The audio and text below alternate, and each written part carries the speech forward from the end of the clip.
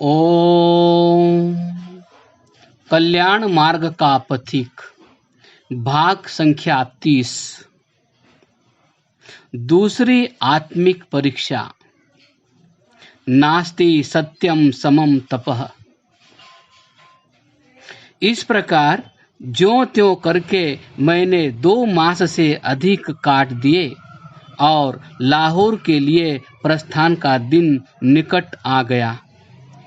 नागौरी बैलों से जुती हुई मझोली तैयार हुई।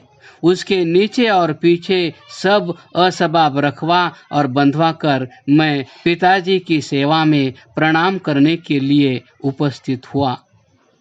अपने बनवाए मंदिर की बड़ी डेवढ़ी के ऊपर उनके रहने के कमरे बने हुए थे। पिताजी तकिया लगाए बड़े कमरे में बैठे थे। उनका निजी सेवक भीमा खड़ा था। मैंने पहुंचकर पैरों पर सिर रखकर प्रणाम किया। पिताजी ने सिर पर हाथ रखकर आशीर्वाद दिया। मैं चलने के लिए उठने लगा। आज्ञा हुई कि अभी बैठ जाओ।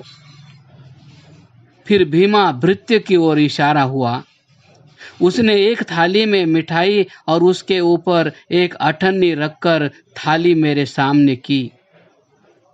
तब पिताजी ने कहा, जाओ पुत्र, ठाकुर जी को मत्था टेक कर विदा हो।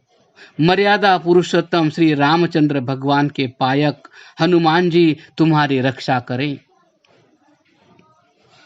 मैं इतना सुनते ही सुन्न हो गया। काटो तो खून नहीं।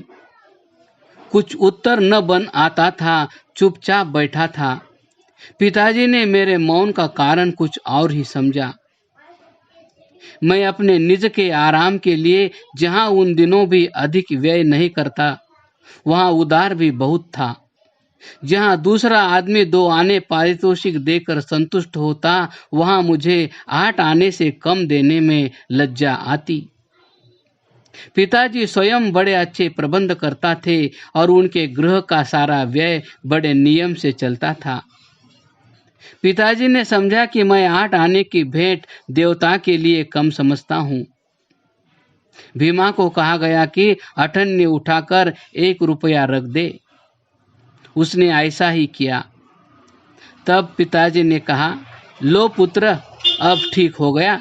देर होती है। ठाकुर जी को मत्था टेक कर सवार हो जाओ। तब मुझे अपने ऊपर बड़ा जब्र करके बोलना ही पड़ा। यह नहीं सूझता था कि किस प्रकार बोलूं कि पिताजी को कष्ट न हो। मैंने कहा, पिताजी, यह बात नहीं है, किंतु मैं अपने माने हुए सिद्धांतों के विरुद्ध कोई कार्य कैसे कर सकता हूँ। हाँ, सांसारिक व्यवहार में जो आप आज्ञा दे उसके पालन के लिए हाजिर हूँ। इतना कहकर मैं चुप हो गया। पिताजी के मुख पर कई प्रकार के उतराव चढ़ाव आए थे और उन्होंने क्रोध भरे शब्दों में कहा, क्या तुम हमारे ठाकुर जी को धातु पत्थर समझते हो? इस समय मेरे अंदर घोर संग्राम हो रहा था। न जाने कैसे धृष्टता से मैंने कहा, परमात्मा से नीचे अपने लिए मैं आपको ही समझता हूँ, किंतु हे पिताजी, क्या आप चाहते हैं कि आपकी संतान मक्कार हो? यह शब्द बड़े ही करुणापूर्ण स्वर में मेरे अंदर से निकले थे। पिताजी की जबान भी कुछ लड़खड़ा गई। कौन अपने संतान को मक्कार देखना चाहता है? मैंने उस समय को जीवन की रक्षा व मृत्यु प्राप्ति का समय समझा और कहा, तब मेरे लिए तो यह मूर्तियां इससे बढ़कर कुछ नहीं, और यदि मैं उनके आगे भेंट धरकर सिर झुकाऊंगा तो वह मेरी मक्कारी होगी। कहने को तो मैंने इतना कह डाला, किंतु उस पर पिताजी के हृदय वेदक शब्द सुनकर मुझ में कुछ शक्ति ही नहीं रही। हाँ, मुझे विश्वास नहीं कि मरने पर मुझे कोई पानी देने वाला भी रहेगा। अच्छा भगवान, जो तेरी इच्छा। मैं मानो धरती में गड़ गया। पैर वहीं के वहीं रहे। 10 मिनट तक न मुझे ही कुछ सुध रही और न पिताजी ही कुछ बोले। फिर उन्होंने धीरे से कहा, अच्छा, अब जाओ, देर होगी। मैंने चुपचाप प्रणाम किया और नीचे उतरकर मझोली पर सवार हो गया। मझोली तक पहुंचते पहुंचते मेरे मन में कई प्रकार के संकल्प विकल्प उठते रहे। प्रधानतया यही विचार मेरे मन में आता था कि जब मैं पिताजी के धार्मिक विचारों से सहमत नहीं, जब मैं उनकी स्वर्ग प्राप्ति या मोक्ष का साधन नहीं बन सकता, जिसके लिए उनके मतानुकूल मृतक श्राद्ध तथा तर्पण आदि आवश्यक हैं, तब मुझे क्या अधिकार है कि उनके कमाए धन में हिस्सेदार बनूं? मुझे चलते समय पिताजी ने 50 रुपए खर्चे के लिए दिए थे। मैंने वह रुपए एक कागज में बांधकर अपने एक संबंधी के हवाले किए और कह दिया कि दूसरे दिन सवेरे वह उस धन को मेरे पत्र सहित पिताजी के आगे पेश कर दें। पत्र में केवल इतना लिख दिया कि जब मैं आपके मंतव्य के विरुद्ध मत रखता हूं तो मुझे कोई अधिकार नहीं कि सुपात्रों के भाग में से कुछ लूं। जीवन शेष है तो आपके चरणों में अपनी भेंट रखूंगा ही। मैं रुपए देकर चल दिया। अभी 1 मील भी गाड़ी नहीं गई थी कि घोड़ा सर पर दौड़ाते हुए वही संबंधी आते दिखाई दिए। मैंने मझोली खड़ी करा दी। घुड़सवार ने पहुंचते ही रुपयों की पोटली मेरे हवाले की और पिताजी का मौखिक संदेश सुनाया। तुम प्रतिज्ञा करके गए हो कि मेरी सांसारिक आज्ञाओं से मुख नहीं मोड़ोगे। यह मेरी सांसारिक आज्ञा है कि यह रुपया ले जाओ और बराबर व्यय के लिए रुपया मुझसे मांगते रहो। पिताजी के इस संदेश ने मेरे हृदय की डांवाडोल अवस्था को ठीक करने में बड़ी सहायता दी। बात यह हुई कि मेरे संबंधी जी ने दूसरे दिन की प्रतीक्षा करने के स्थान में उसी समय रुपयों की पोटली मेरे पत्र सहित पिताजी के आगे रख दी, जिसका परिणाम ऊपर की घटना हुई। पिताजी से इस प्रकार विदा होकर उसी शाम को जालंधर पहुंचा।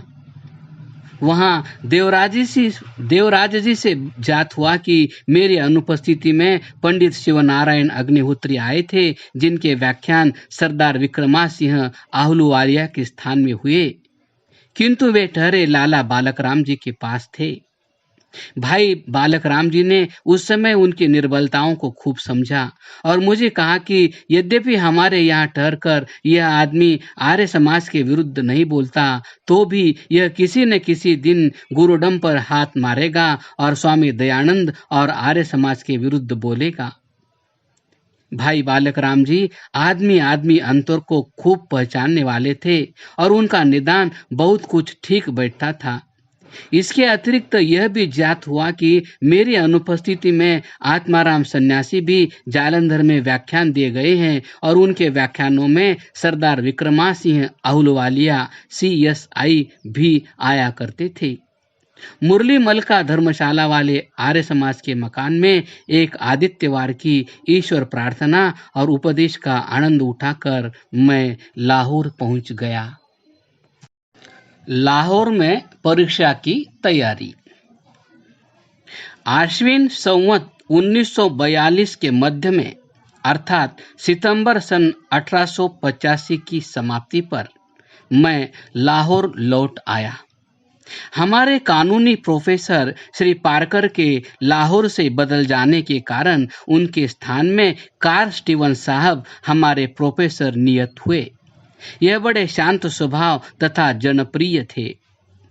मैंने वकालत परीक्षा की तैयारी फिर बड़े जोर से आरंभ कर दी। मेरे दूसरे साथी भी सब लौट आए। आर्य समाज के कामों में यद्यपि मैं विशेष सहयोग देने के योग्य न था, तथापि मैं सभी साधारण तथा असाधारण अधिवेशनों में अवश्य सम्मिलित हुआ करता था। लाहौर में इन दिनों मलेरिया ज्वर का बड़ा जोर था। मैं भी ज्वर से पीड़ित हुआ, यहाँ तक कि तापमापक यंत्र का पारा 106 दर्जे तक पहुँच गया। उसी शाम को वच्छोवाली के आर्य समाज मंदिर में एक असाधारण अधिवेशन होने वाला था, जिसमें एक सरदार साहब को अभिनंदन पत्र देने का निश्चय हुआ था, इसलिए कि वह अपनी बड़ी भारी संपत्ति एक आर्य स्कूल को स्थापित करने के लिए आर्य समाज की भेंट करने लगे थे। मेरी उत्कट इच्छा थी कि मैं इस अधिवेशन में अवश्य सम्मिलित हूँ। मेडिकल कॉलेज के एक मेरे मित्र विद्यार्थी ने 4 घंटे में 60 ग्रेन कुनिन खिला दी। ज्वर तो न चढ़ा, परंतु निर्बलता अत्यंत हो गई। उसी अवस्था में मैं आर्य समाज मंदिर में पहुंचा, और यद्यपि कानों में सनसनाहट इतनी थी कि वक्तृताएं स्पष्ट न सुन सका, फिर भी हृदय को शांति रही। इस प्रकार बलात्कार से ज्वर उतारने का सौदा मेरे लिए महंगा पड़ा। दूसरे दिन फिर जोर का ज्वर चढ़ा। जब ज्वर उतरा तब भाई सुंदरदास जी मुझे एक यूनानी हकीम के पास ले गए। उनका नाम हकीम मोहम्मद शुजाउद्दीन था। हकीम जी का चेहरा देखते ही मुझे विश्वास हो गया कि मैं उनके इलाज से स्वस्थ हो जाऊंगा। पहले तो उनकी धैर्य बंधाने वाली बातों ने ही मुझे मोहित कर लिया, और जब शायद 2 मासे लाल सफूफ वाली 2 पुड़ियां देकर शहद के साथ खाने की हिदायत हुई तो मेरा दिल बाग बाग हो गया। हकीम जी ने एक नुस्खा भी दिया, जिसका सेवन पुड़िया से पहले करना था। 6 थोले मगज तरबूज, 6 थोले बनशफा बराबर की मिश्री के साथ घोटकर पीने से 3 हल्के जुलाब हो गए। उसके पीछे आधा घंटा ठहरकर लाल पुड़िया खा ली, और घंटे पीछे दूसरी पुड़िया खाते ही बुखार हिरन हो गया। दूसरे दिन सचमुच हकीम जी के भविष्यवाणी के अनुकूल मैं टहलता हुआ उनके पास गया। हकीम जी ने प्रातः शाम खाने के लिए सफेद रंग की 2 पुड़ियां दी। तीसरे दिन थोड़ी सी निर्बलता बाकी थी। हकीम जी ने निर्बलता दूर करने के लिए नुस्खा लिखना शुरू किया, और साथ साथ परहेज की हिदायत करते गए। मैंने बीच में बात काट कर कहा, हकीम जी, एक बात पहले ही सुन लीजिए। मैं मांस भक्षण को पाप समझता हूँ। मेरा इतना कहना ही था कि हकीम साहब खिलखिलाकर हंस पड़े। कहने लगे, जनाब बाबू साहब, अगर आप गोश्त खाने के आदी होते तब भी मैं आपसे कहता कि मेरी दवा के असर पजीर होने के लिए आप गोश्त खाना छोड़ दें। गोश्त तो बड़ी मुजीर गिजा है। हकीम जी का नुस्खा भी मुझे मोहित करने वाला था। मजेदार औषधियों का पुंज कूट छांट कर बहुत से दूध में काढ़ा किया गया। जब उसका खोया बन गया तो प्रातः सायं 4-4 तोला दूध के साथ खाने की हिदायत हुई। मैंने अभी एक शाम ही औषधि का सेवन किया था कि मेरे साथी मेरे 15 दिन की औषधि को एक ही दिन में समाप्त कर गए। मैंने उस औषधि का नाम अमृत बाण रखा था, और हकीम साहब को शाह शुजा की उपाधि दे रखी थी। वकालत के उम्मीदवार प्रायः ऋतु ज्वर अर्थात फसली बुखार से पीड़ित थे। उनमें शाह शुजा की धूम मच गई। संवत 1942 अर्थात सन 1885 ईस्वी तक वकालत की परीक्षा मार्गशीर्ष के अंत अर्थात दिसंबर के मध्य में हुआ करती थी। उसी वर्ष के आषाढ़ अर्थात जून मास में दयानंद एंग्लो वैदिक कॉलेज खुल चुका था।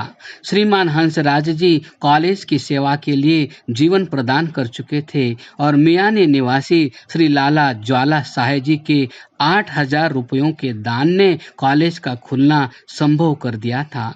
इन घटनाओं के पश्चात मार्गशीर्ष के मध्य में अर्थात नवंबर के अंतिम दिनों में शनिवार तथा आदित्यवार के दिन लाहौर आर्य समाज का वार्षिकोत्सव हुआ।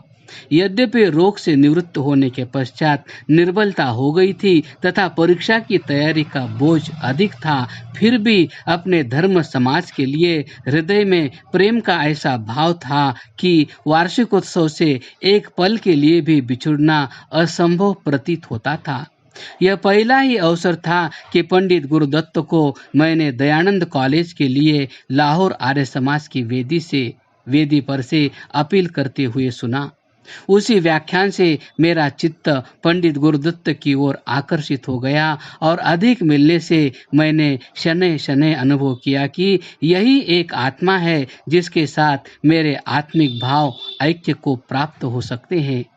जब मैं दूसरे दिन विशेष प्रकार से पंडित गुरुदत्त से मिलने गया तो उन्होंने भी अपने भावों से यही प्रकट किया कि हम दोनों एक दूसरे को समझते हैं। क्रमशः